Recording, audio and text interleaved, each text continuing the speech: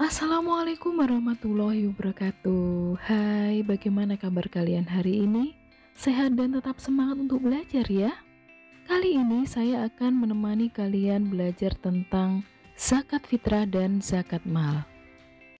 Islam mengajarkan kita untuk rajin bekerja dan mencari nafkah. Namun kita diajarkan pula agar tidak terbelenggu dengan harta dan kehidupan dunia yang sementara ini, dengan cara berbagi kepada sesama. Salah satunya melalui zakat, baik zakat fitrah maupun zakat mal.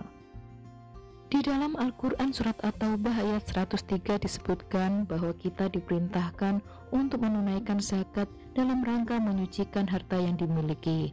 Zakat akan menjadikan harta yang dimiliki menjadi bersih dan suci. Oleh karena itu, penting untuk menunaikan zakat dengan penuh kesadaran dan keikhlasan. Zakat fitrah.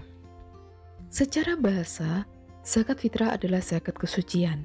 Menurut istilah, zakat fitrah adalah zakat yang wajib dikeluarkan setiap orang mukmin di bulan Ramadan. Oleh karena itu, zakat fitrah hanya dilakukan sejak awal bulan Ramadan sampai menjelang salat Idul Fitri. Zakat fitrah disyariatkan Allah kepada umat Islam pada bulan Sya'ban tahun kedua Hijriah. Hukum zakat fitrah adalah wajib bagi semua umat Islam, besar, kecil, laki-laki, dan perempuan. Bahan yang dipakai untuk berzakat fitrah adalah bahan makanan pokok yang mempunyai sifat mengenyangkan, banyak ditanam orang, dan tahan lama. Besarnya zakat fitrah yang harus dikeluarkan dalam setiap jiwa adalah 1 sok atau 3,1 liter atau sama dengan 2,5 kg atau uang yang seharga bahan makanan pokok untuk 1 jiwa.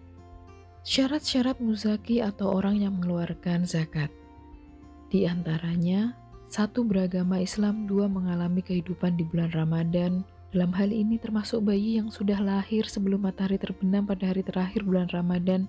Demikian juga seseorang yang meninggal sebelum matahari terbenam pada akhir bulan Ramadan. 3. Mampu membayar zakat, artinya dia mempunyai kelebihan harta untuk mencukupi kebutuhan diri dan keluarganya. Rukun zakat fitrah. Rukun zakat fitrah diantaranya 1. Niat, 2. Adanya muzaki atau orang berzakat fitrah, 3. Adanya mustahik atau orang yang menerima zakat fitrah, dan 4. Adanya harta yang dipergunakan untuk berzakat fitrah. Zakat mal. Zakat mal adalah zakat atau harta yang dimiliki oleh seseorang. Zakat mal dikeluarkan untuk membersihkan harta yang dimiliki dengan cara memberikannya kepada orang-orang yang berhak menerimanya dengan kadar dan syarat-syarat yang telah ditentukan oleh agama. Hukum mengeluarkan zakat mal adalah wajib bagi orang yang sudah memenuhi syarat-syaratnya. Adapun syarat-syarat muzaki atau orang yang berzakat adalah 1. Beragama Islam, 2. Merdeka atau tidak hamba sahaya, 3. Harta milik sempurna, tidak merupakan pinjaman dari pihak lain, 4. Harta mencapai 1 nisab. Nisab adalah batas minimal jumlah harta sehingga wajib dikeluarkannya zakatnya. 5. Sudah 1 tahun dimiliki. Untuk jenis harta tertentu, hal ini tidak disyaratkan. Harta yang wajib dizakatkan. Dalam kajian fikih klasik, jenis harta yang wajib dikeluarkan zakatnya ada 5 macam, yaitu emas atau perak, harta perniagaan, peternakan, pertanian, dan harta temuan atau rikas. 1. Emas dan perak. Emas dan perak yang wajib dikeluarkan zakatnya adalah emas dan perak yang merupakan harta simpanan. Emas dan perak yang disimpan ini wajib dikeluarkan zakatnya apabila sudah dimiliki selama 1 tahun. Nisabnya adalah nisab emas 93,6 gram, pendapat lain 85 gram, nisab perak 624 gram. Kadar zakat keduanya 2,5%. Demikian halnya dengan harta simpanan yang tidak berwujud emas, misalnya berbentuk uang yang ditabung, juga harus dikeluarkan zakatnya. Besar nisab dan zakatnya disamakan dengan nisab dan zakat emas. 2. Harta perniagaan. Harta perniagaan adalah harta yang diperdagangkan. Untuk harta jenis ini disyaratkan sudah setahun dan sudah mencapai 1 nisab. Nisab dihitung dari harta milik sempurna dan tidak termasuk pinjaman kepada pihak lain. Nisab disamakan dengan emas dan kadar zakatnya 2,5%.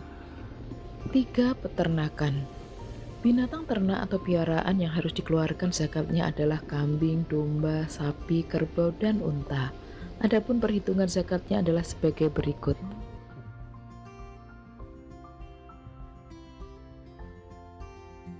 Untuk peternakan seperti unggas dan budidaya perikanan, perhitungan zakatnya disamakan dengan harta perniagaan. Nisabnya senilai dengan harta emas dan kadar zakatnya sama dengan emas. 4. Pertanian. Yang dimaksud dengan hasil pertanian dalam pembahasan fikih klasik adalah khususnya memproduksi makanan pokok seperti beras, jagung, gandum, sagu, dan lain-lain. Zakat untuk jenis harta ini diberikan setiap panen, jadi tidak harus menunggu 1 tahun. Ketentuannya adalah nisab 750 kg atau 5 wasak. Kadar zakat 10% apabila tidak ada tambahan biaya untuk pengairan, 5% apabila ada biaya untuk pengairan.